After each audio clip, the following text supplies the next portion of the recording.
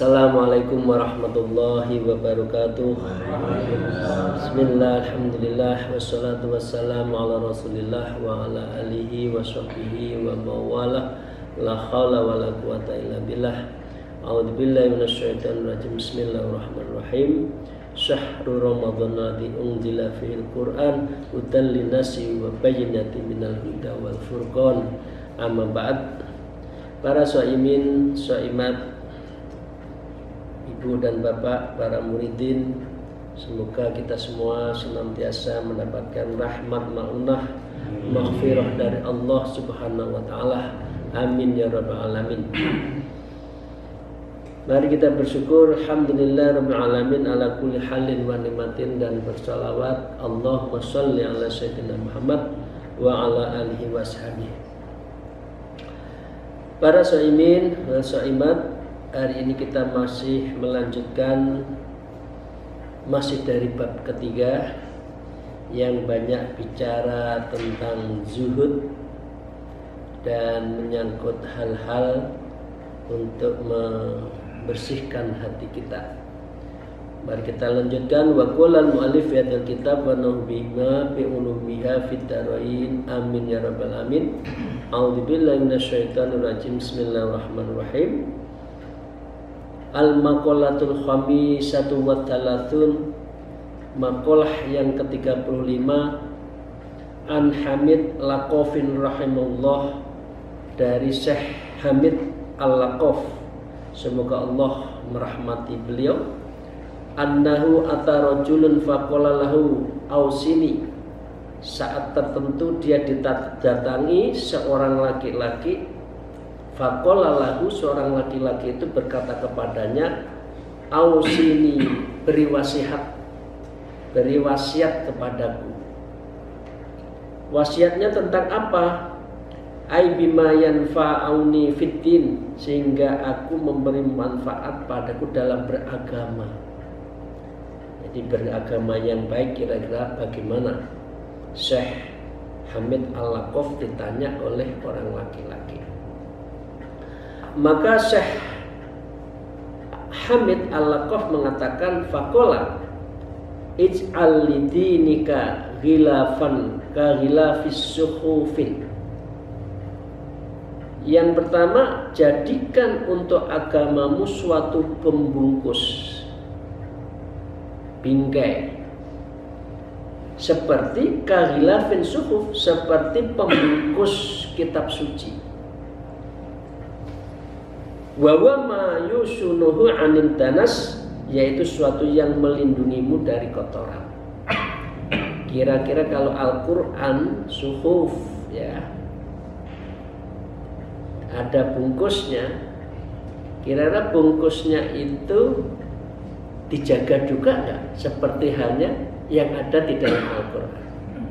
Pasti tidak mungkin bungkusnya dibuang, Qurannya yang dalamnya mulai Al-Fatihah sampai An-Nas itu diambil, yang lain tidak. Jadi agama itu harus menyatu dengan perilaku, seperti halnya Al-Quran dengan bungkusnya. Kira-kira betul.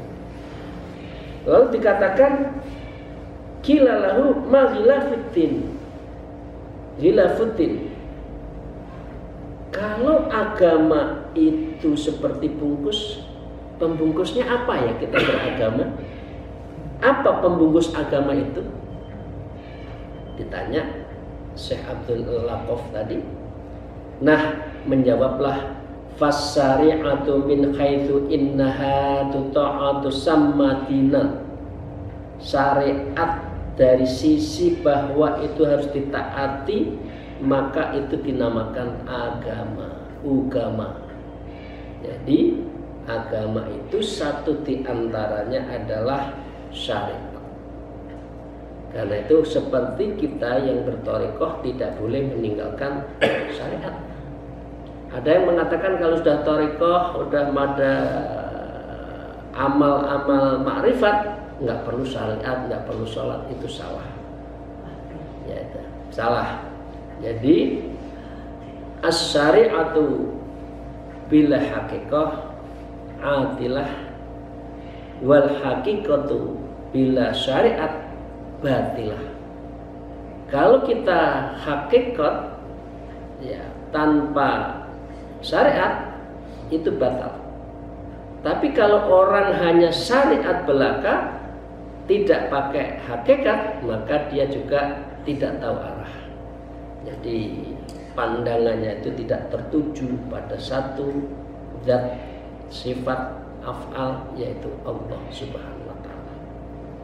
Ini yang pertama. Wa min haitsu innaha tusma'u tusamma millah. Dan syariat itu dikumpulkan maka dinamakan millah. Millatul Ibrahim, millatul Rasulullah. Itu berarti aturan-aturan yang ada di dalam agama Islam. Ada Al-Quran, Al-Hadis, Ijma', Qiyas di dalam hal mengambil rujukan hukum-hukum di dalam agama Islam. Jadi yang pertama itu adalah syariatnya itu, yang kedua adalah millahnya itu, yang ketiga wa min haitsu innaha yurja'u ilaiha, dan dari sisi bawah semua itu akan dikembalikan kepadanya, ilaiha. Cara mengembalikan pada Al-Quran, Al-Hadis, Ijma', Qiyas di dalam ilmu manhaj, dalam mengambil hukum disebut dengan tusamma madhab, diambil dinamakan dengan madhab. Jadi dengan demikian Bapak Ibu sekalian harus menurut kita orang Nahdlatul Ulama itu selalu bermadhab, rata-rata dari 4 madhab itu, yaitu Hanafi, Syafi'i, Maliki, Hambali. Nah, ada orang yang tidak bermadhab, ya terserah. Kalau kita merasa perlu dalam hal mengambil hukum, mengikuti hukum yang sudah ikhbar dan sudah sangat kuat, yaitu para ulama-ulama yang terdahulu yang dalam hal ini mengikuti 4 madhab, min atba'atil madhab. Nah, madhab inilah yang orang akan mengambil. Kita itu mau madhab apa? Nah, jadi dengan demikian kita jelas madhabnya. Kalau yang lain mungkin ada yang tidak mau madhab, ya guyonnya madhabnya. Kalau kita kan Imam Syafi'i, ya, kalau garis keras madhabnya Imam Samudra. Ini yang pertama ya. Kemudian selanjutnya yang selanjutnya Syekh Hamid mengatakan qala lahu khilafuddin. Kalau pembungkus agama itu adalah apa? Pembungkusnya. Tadi itu yang barusan apa pembungkus agama. Sekarang pembungkus agama itu terdiri apa? Tadi kan ada syariat, ada milah, ada madhab. Nah, ini harus diikuti orang seperti kita yang pengetahuannya sangat lemah itu, yang mengikuti madhab, mengikuti milah, mengikuti syariat. Tapi kalau ada orang senengnya dewe tidak mau bermadhab, ya berarti dia melebihi Imam Syafi'i, Hambali, Maliki dan seterusnya. Kalau kita kan tidak mampu seperti beliau-beliau itu. Memang sekarang kan banyak orang yang tidak mau bermadhab. Di madhabnya tidak pakai tafsir Jalalain, tapi jalan lain. Qala lahu, jadi ditanyaan pembungkusnya apa? Yang pertama, bungkusnya orang beragama itu adalah tarkul kalami ila ma la budda minhu. Orang yang beragama itu meninggalkan berbicara kecuali pada suatu yang mesti dibicarakan. Taklilul kalam, jadi menyedikitkan bicara. Wa wa ma la yahsulul maksud min umurid dunya illa bihi. yaitu suatu yang tidak berhasil dicucuk kecuali dengan bicara, maka bicara itu menjadi penting. Kaidah usul fikihnya malal yati wajibu ila bihi fawa wajib. Misalkan begini, ya ini dalam politik ya, ini sering saya pakai. Orang memimpin negara itu penting, dan memimpin negara itu harus melalui proses pemilihan, maka memilih di dalam proses pemilihan adalah wajib. Karena tanpa memilih maka tidak akan seorang presiden yang tasarruful imam ala ra'iyah manutum bil masalah. Seperti ini, orang ngajar kalau nggak bicara gimana? Orang ada maksud kepada teman, kalau tidak bicara bagaimana? Jadi bicara memang sesuai dengan usulnya, sesuai dengan apa tujuannya, makosidnya itu. Itu yang pertama ya Bapak Ibu sekalian. Kanal kalamu fiddatin, seperti halnya Nabi Sulaiman dan juga Sayyidina Luqman, ya Luqman Hakim ya, di dalam kitab itu, di dalam Al-Quran sehingga ada surat Luqman, beliau mengatakan karena sukutu min dahabin, apabila berbicara itu karena sukut, karena kalamu min fiddatin, kalau apabila berbicara itu perak, maka as-sukut min dahabin, diam itu emas. Jadi kadang-kadang orang itu wibawa karena tidak banyak bicara. Tapi kalau sedikit-sedikit bicara, maka biasanya kewibawaannya berkurang. Wal mana idza kana kalamu fil khair kal fiddati husnan. Artinya apabila dia berbicara dalam kebaikan itu seperti perak kebagusannya. Karena sukutu anis syarri kadzabi fil husni. Tapi diam dari kejelekan, artinya nggak ikut kejelekan teman, maka karena kadzahabi fil husni, itu berarti adalah emas sebagus-bagusnya emas. Jadi kita jangan katut kepada orang-orang yang nggak benar, lebih baik dia. Wis tau lah, pokoknya meneng wis, aja elok-elok. Nah, kan gitu kan? Kalau di Jawa itu, kabeh ra bener kok, melok-melok kok nggak baik juga. Wasakitu fil haq, sedangkan orang yang diam dalam masalah kebenaran kan natiki fil batil, bagaikan orang yang berucap dalam kebatilan.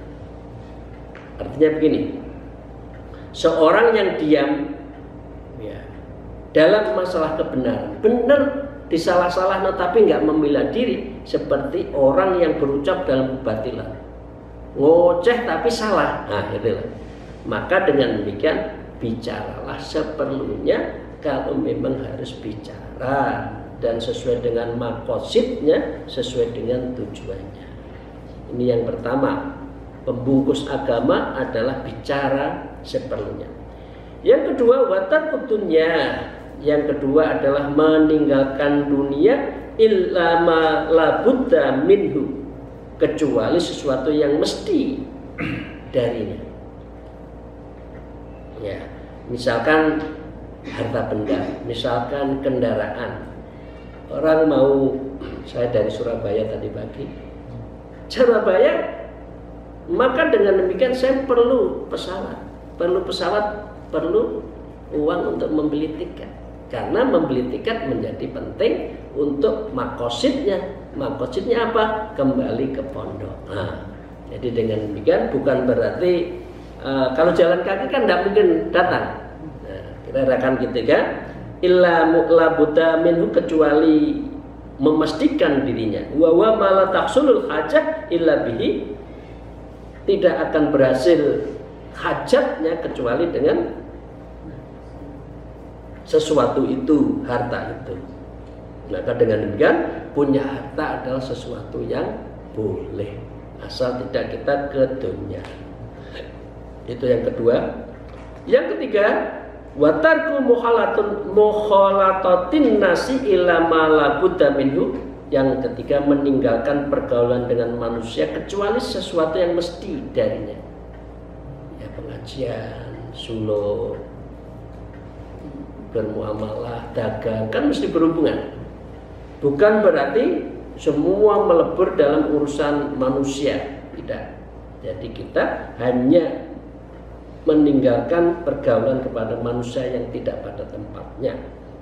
Wa wa ma la yahsulut matlubu illa bihi, sesuatu yang tidak berhasil kecuali dengan bergaul dengan mereka. Dagang kalau tidak dengan bicara dengan lain kan tidak berhubungan manusia, maka harus jalan. Ngajar harus jalan. Itu Bapak sekalian dari Imam Syekh Hamid Al-Latof, beliau Al-Laqaf beliau. Nah sekarang dari Imam Abdul Qadir Jailani, ya. Beliau mengatakan gini, wan nasu naktan kasimu illa ba'da aqsam kama qala Sayyidina Abdul Qadir Jailani qaddasa sirruh.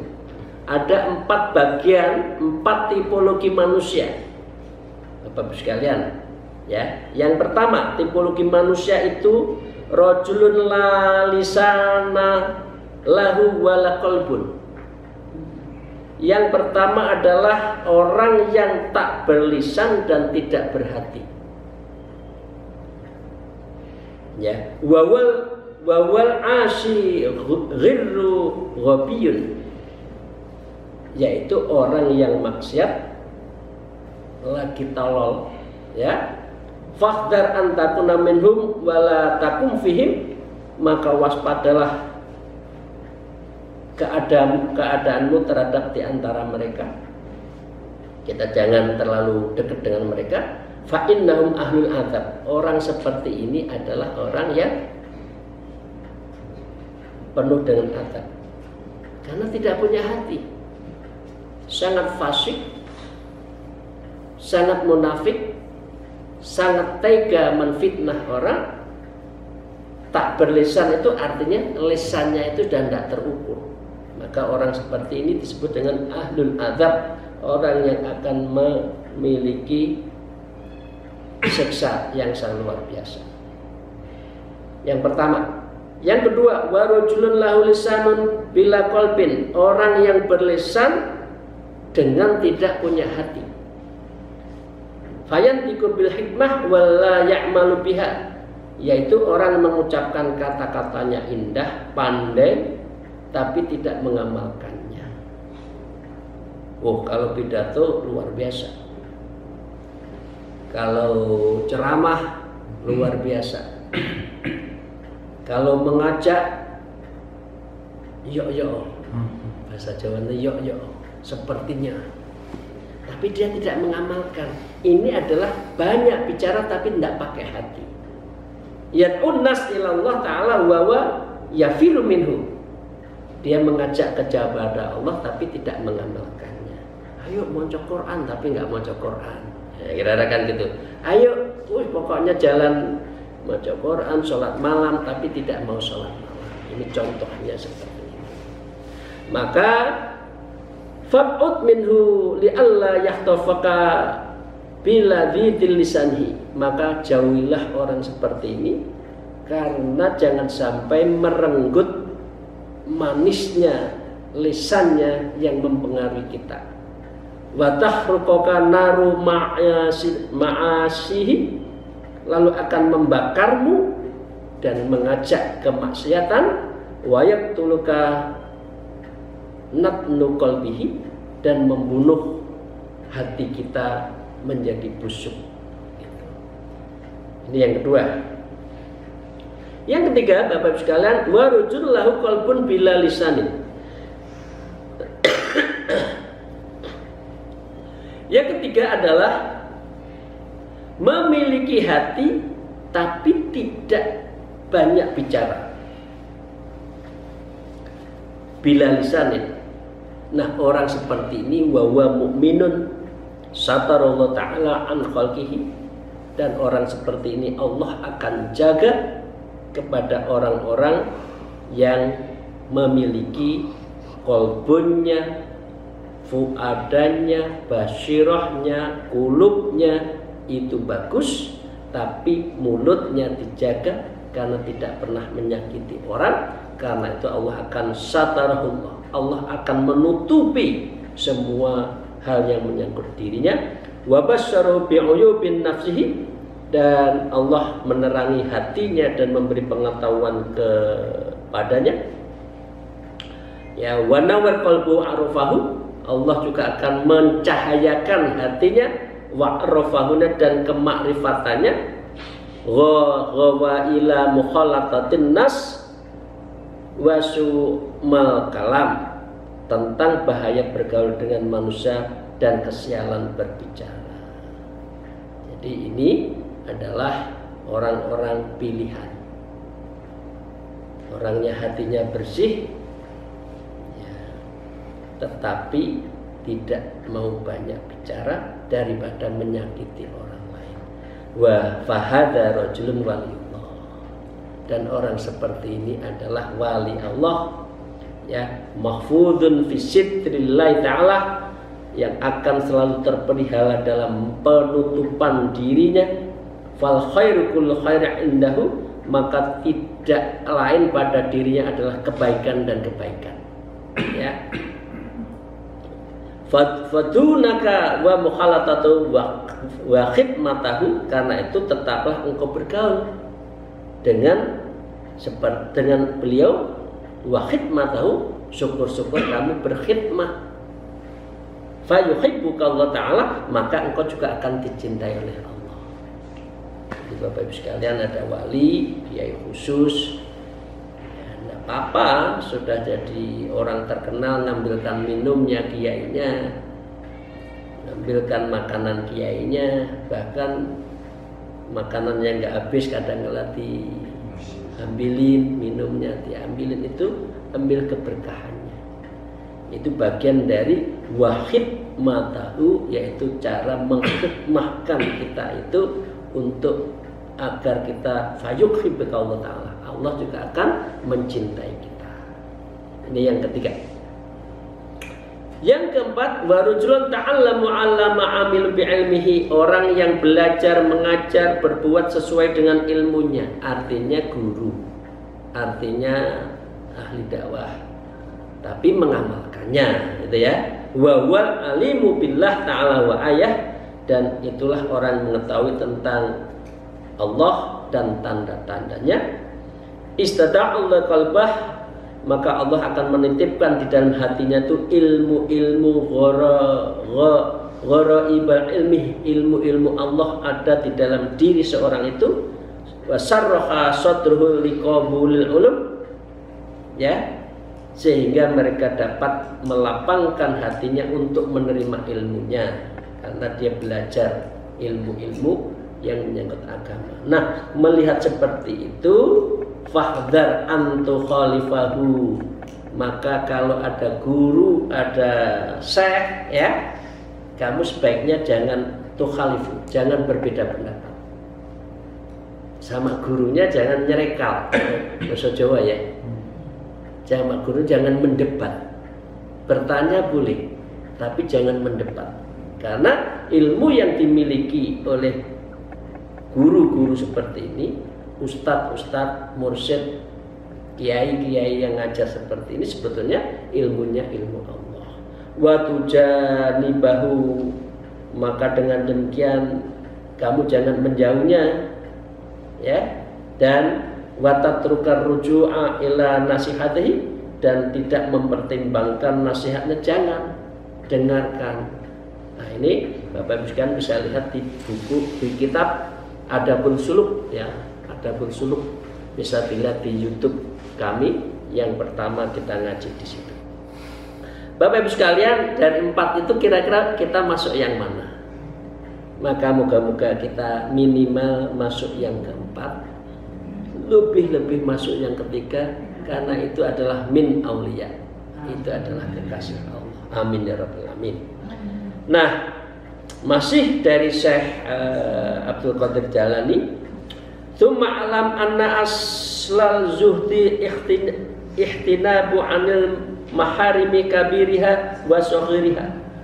Kalau seorang dikatakan zuhud adalah menjauhi dari segala yang diharamkan, entah besar entah kecil.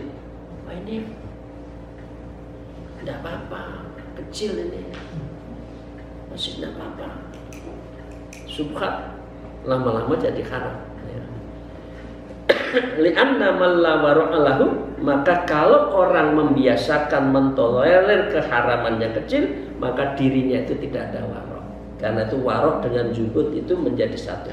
Lahu yasihul lahu zuhud, maka tidak sah baginya mengatakan dirinya zuhud. Jadi orang zuhud adalah orang yang hati-hati, yang warok. Yang kedua,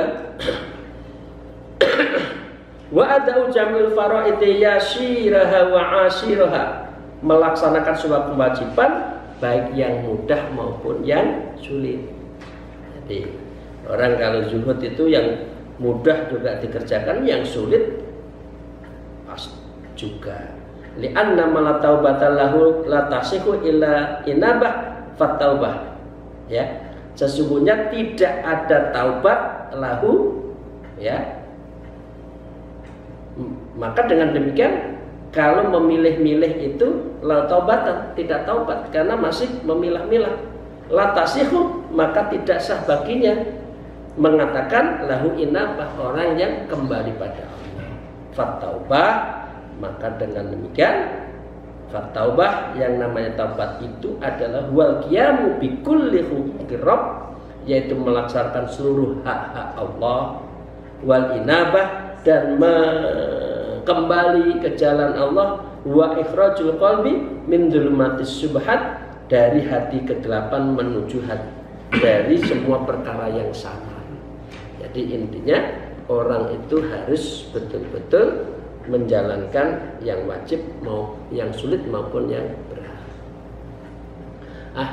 Kemarin saya juga ada teman-teman, nah waktu buka puasa itu enak aja, baru sahur, udah nanti saya jamak loh, rumahnya Jakarta, maghrib, ndak pura-pura nggak kesempatan sholat, nanti saya jamak.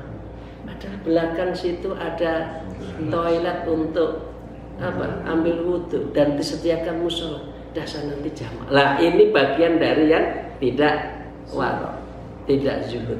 Nah, yang ketiga, saya tertawa. Kalau Pak Ali, kalau saya tradisional, ada air saya wudhu, saya gitu. Padahal saya punya wudhu, langsung sholat. Yang ketiga, watar kutunya ala aliyat qaliliha wa kasiriha, yaitu meninggalkan dunia dalam yang ada di dalamnya sedikit atau banyaknya. Jadi li'anna man la qana'ah lahu, karena sesungguhnya tidak disebut qana'ah, la yasihu lahu tawakal, kalau orang itu tidak tawakal. Orang disebut tawakal kalau dia qana'ah. Orang disebut qana'ah kalau dia tawakal. Wa man lam tawakal lahu la yasihu lahu taslim, dan tidak akan disebut dengan orang tawakal kalau dia itu tidak berserah diri pada Allah. Tawakal aku ini, diuji ini tawakal, begitu nggak jadi ngeroweng. Nah ini berarti tidak taslim kalau gitu. Nah, lebih baik apapun putusan Allah tawakal. Fa idza azamta fatakal ala Allah. Jadi dengan demikian ada 3 suku kata: 1 qanaah, 2 tawakal, 3 taslim. Itulah yang menjadi bagian ciri orang zuhud. Nah, fatawakkalu wattiqatu bima indallahi wal ya'su amma fi aidin nas. Ini definisi. Tawakal adalah percaya penuh dengan apa yang ada di sisi Allah, indallah, wal ya'su amma fi aidin nas, dan tidak berharap dari sesuatu pun dari tangan manusia. Itu namanya tawakal. Kalau masih ngeroweng, masih ngejar-ngejar yang tidak pada tempatnya, ini bukan tawakal dan bukan ikhtiar lagi, tapi bisa jadi menghalalkan segala cara. Biasanya politik seperti itu, teman saja bisa difitnah. Sebaiknya jangan. Fataslim, kalau yang disebut taslim, huwal inqiyatu li amrillahi ta'ala.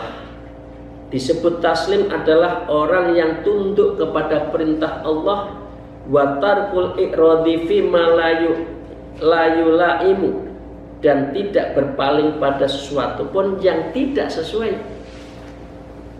Kalau tidak salim, misalkan kita minta naik pangkat, naik gaji, oh ternyata masih ada kekurangan syarat 2. Bukan nyari jalan bagaimana nyogok, ya, biar naik pangkat tahun ini. Karena kalau itu dijalani tahun depan juga naik pangkat. Nah, artinya itu tidak taslim. Ibu bapak sekalian, demikian, terima kasih ngaji kita pada sore hari ini. Semoga Allah meridhoi dan selalu membimbing kita sehingga kita betul-betul orang zuhud, orang warok, orang yang bisa qanaah, bisa tawakal, dan bisa taslim terhadap semua keputusan Allah. Terima kasih. Akhirul kalam, alfu minkum, wallahul muwafiq ila aqwamit thariq. Wassalamualaikum warahmatullahi wabarakatuh.